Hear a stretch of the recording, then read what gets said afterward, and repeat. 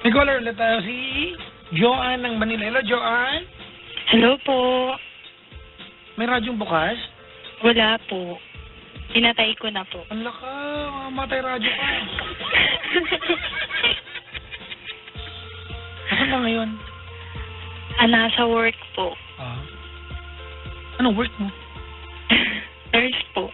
Nurse ka? Opo. Eh di ang galing mo mag-bed making. Diba? Medyo po.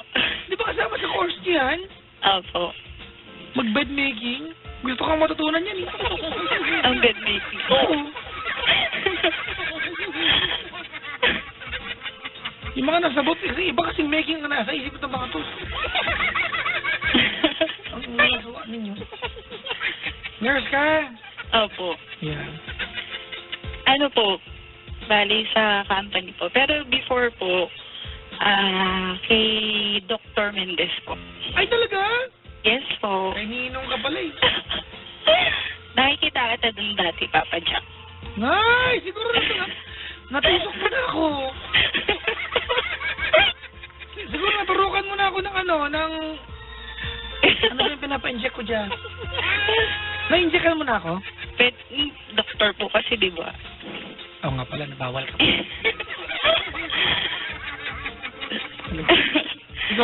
Ikaw na ba naglagay ng alcohol sa...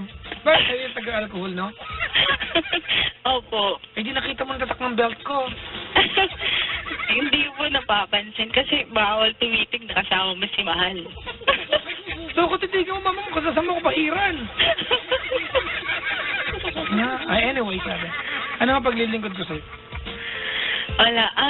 Kasi po, actually okay naman po yung ano ko sa life ngayon. Wala kang problema? Before po, yung kinakabahan ako. Kasi kung wala kang problema, gagawin kita ng problema ngayon para nag-iisapan. Ganyan advice mo lagi sa amin dun eh. Kasi naman, kung may pupuntahan ako ng ibang lugar, wala sila sinabi sa akin, papasak yung problema ko, tulungan mo ako. Huwag kayo manda, may problema din ako, oy! Ano ka ba? Kung may pupuntahan ng ibang lugar, lagi nilang pa yung gagawin ko. Pwede ba magkwentuhan tayo na normal na magkatropa? Sige na. Para kasi ano po, Papa Jack, para gusto ko po umpisa yung story ko na yung meron po akong boyfriend, pero asawa ko na po ngayon po. Nung mag-boyfriend pa lang po kami, mga siguro 7 years po na relationship namin. Dumating po sa point na parang nahihigpitan na po ako sa kanya. Tapos nag-decide po ako na parang mag-abroad. Tapos po, nagkaroon po siya ng iba. Tapos, ako din po, parang Yung totoo, wag nang para kung nagkaroon ka ng iba. Diba? Kung napagandahin yung imahe mo sa akin, ate. Kasi unang-una, umalis ka, hindi para makatulong sa hanap buhay, maliwanag yan. Opo. Para lumayo sa kanya. Tao tayo, ate, ha? Parang kailangan tayo sa buhay. Kung lumayo ka sa kanya, may iba kang lalapitan. Diba? Tama po. Sige, pala. Yun po. Tapos ako din po, nagkaroon po ng, feeling po, parang ganyan. Ay, yuck.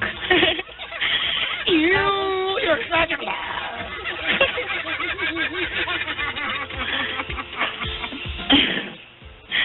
Tapos po yun, bali, na-realize ko din po na siya pala, kahit na nagkaroon kami both sides ng ibang relasyon. Tapos yun po, nung nagkabalikan po kami, doon ko po na-realize na talagang mahal ko yung tao yun. Tapos, before po kasi noon, nagtatry na po talaga kami bumuo ng isang family. Kasi hindi po kasi namin matawag na family kasi wala po kaming anak. So, nung time na naging okay na-realize namin sa isa't isa na kami talaga, parang after 2 months nung naging okay kami, yun po, na buntis po ako. Tapos ngayon po, may baby na kami. 2 months lang nabuntis ka? Opo. Pero yung nag-try po kami, 7 years po, parang wala pong ano. Bawin-bawi ah.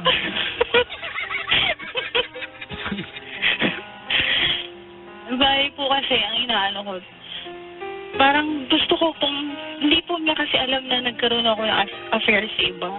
Pero siya po, alam ko na nagkaroon siya kasi naging honest siya sa akin nung time na nagkakalabuan po kami. Ang tanong mo sa akin, kung sasabihin mo ba? Ayun po. Para sa, pag minsan, nanonood po kami ng TV, ganyan, may mga relate po ako, may mga nakaka-relate po ako minsan na yung mga ganong scenario na. Alam mo ate, ganito, you could have gone ate, di ba, all your life nang hindi sinasabi ito. Tama?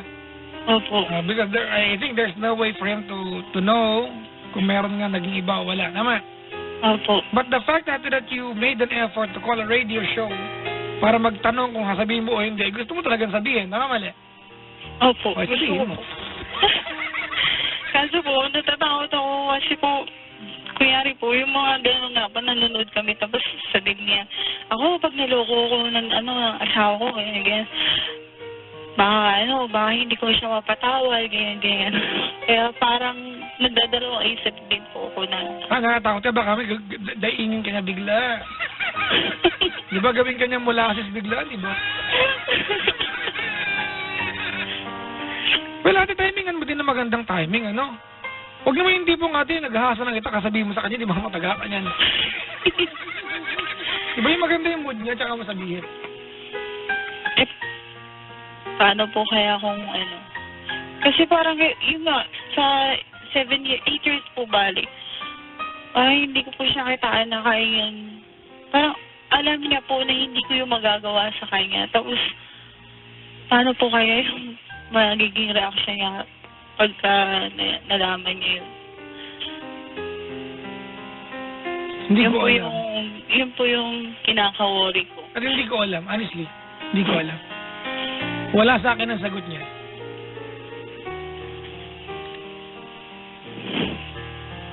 Honestly wala sa akin ang sagot niya. Kasi, tinatanong mo ako ng bagay na wala akong kinalaman. Ano? Paano mo maging reaksyon niya? Malay ko, anak ko ba siya? Ano malaman ko yan? Hindi ka mo din pinsan. Natutuwa talaga ako sa iyo, Papa. Diba? Tama? Pero, kailangan po ba talaga sabihin? Yes. Because gusto mo.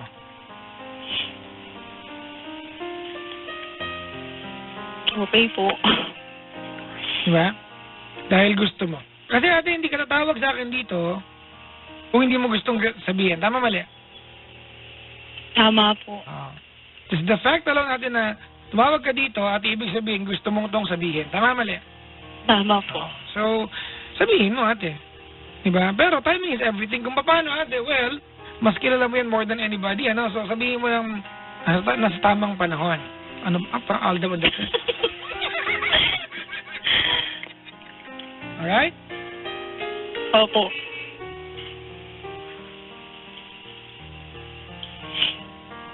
Kung nakahanda ba siya ate? Malamang ito lang makarating sa kanya to eh. Gaano ba katagal sa ibang bansa? Ako po, wala pong 1 year.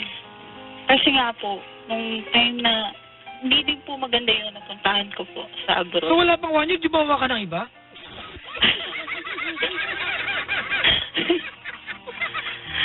Hindi, bago po kasi ako umalis, alam ko po na parang nadadivert niya na po yung feelings niya sa iba.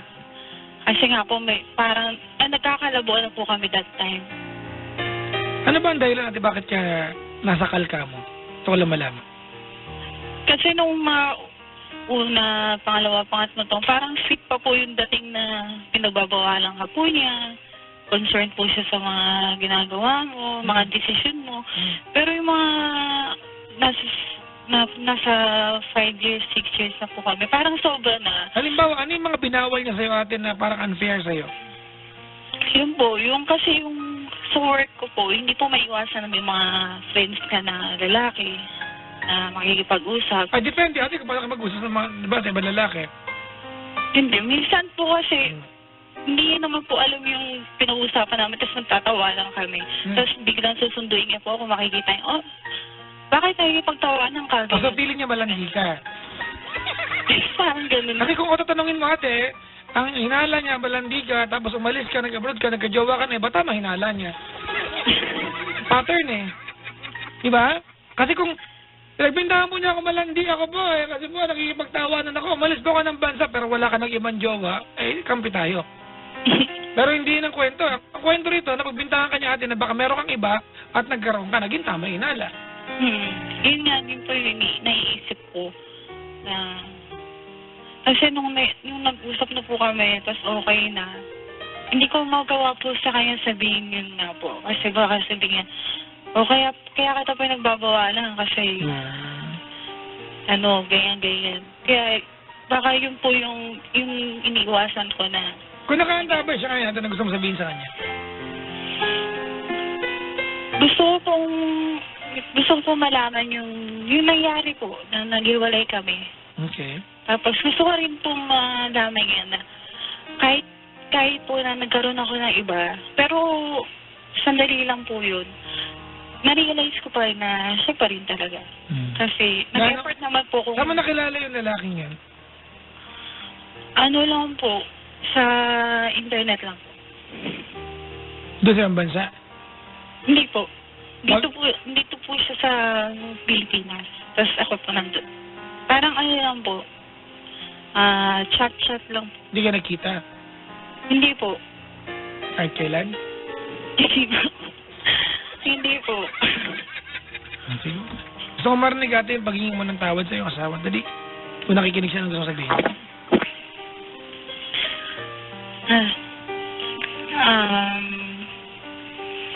John, kinakaba. Sorry kasi yung mga bagay na dapat kong sabihin sa'yo, hindi ko nasabi. Hindi ko masabi pala. Kasi natatakot ako na magbago ulit yung pagtingin mo sa akin.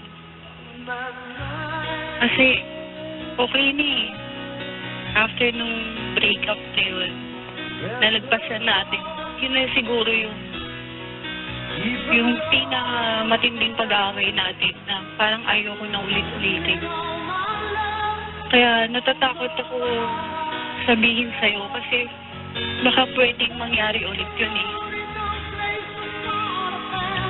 Sorry talaga kasi wala akong lakas ng loob na aminin yun sa'yo. Kasi alam ko kung paano ka madidepress pag nalaman mo yun eh. Kung meron na sigurong nakakilala sa'yo bukod sa nanay mo, ako na yun. Kaya alam kong masasaktan ka. Kasi yung 7 years na yun, hindi mo naisip na magagawa ko yun sa'yo. Pero nagawa ko pa rin. Ay, isip niya, kaya ka pinagbabawalan ka niya eh. Ay, isip niya yan, te. Oo. Mako-confirm na lang niya ngayon.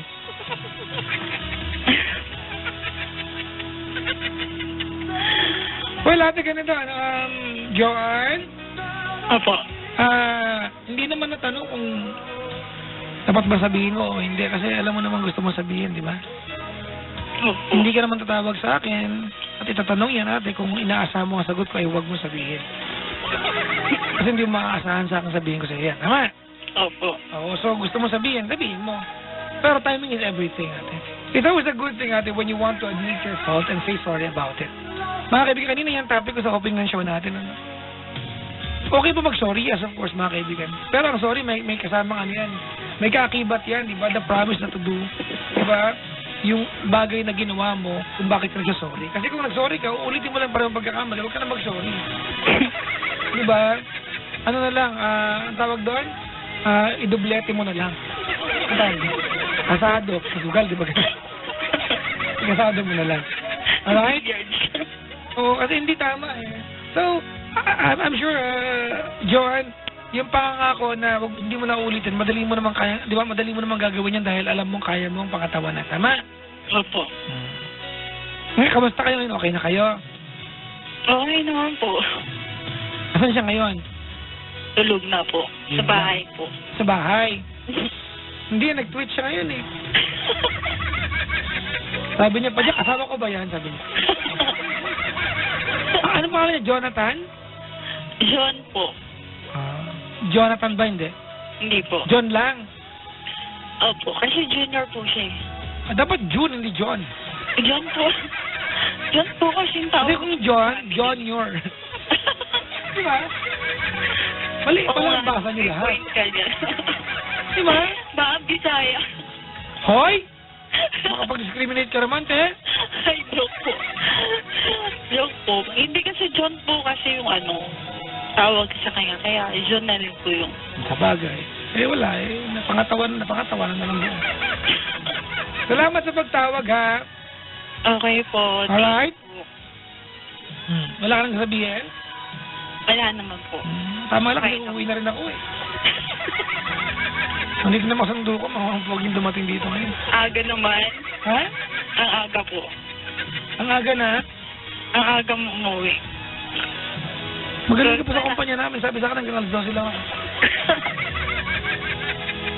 Sige, tatry ko magaling ka alas 3 ng umaga, ha? Salamat sa pagtawag.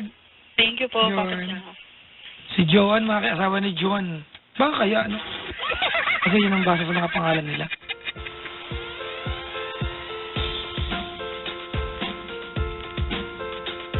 Naantok na ako.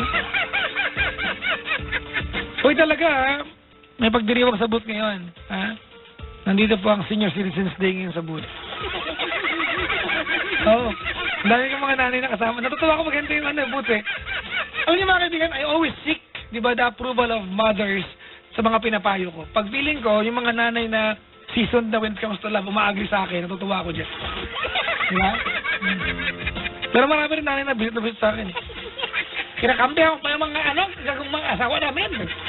Hindi po. Hindi naman, sobra naman. Makabati nga muna. Papadang kabati naman po ang aking husband na si Mike. Nasa Riyadh ngayon. Excited to see you again. I love you from Joanne. Joanne din. Sino to?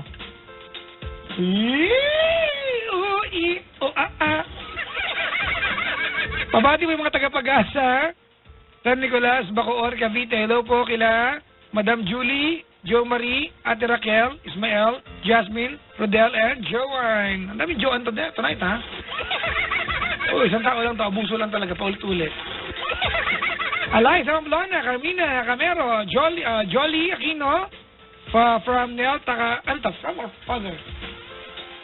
Ha? Father ba ito? Sorry, ha? Takba, Neil Takbas?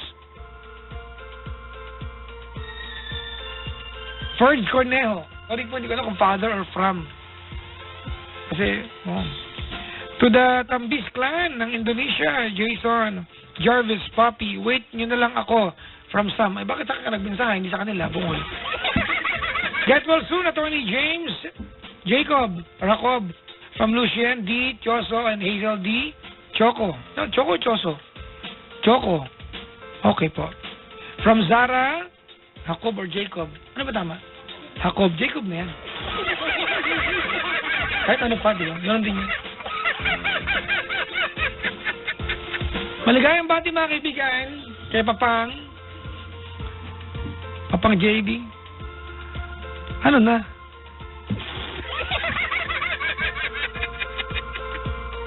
Ay, nako.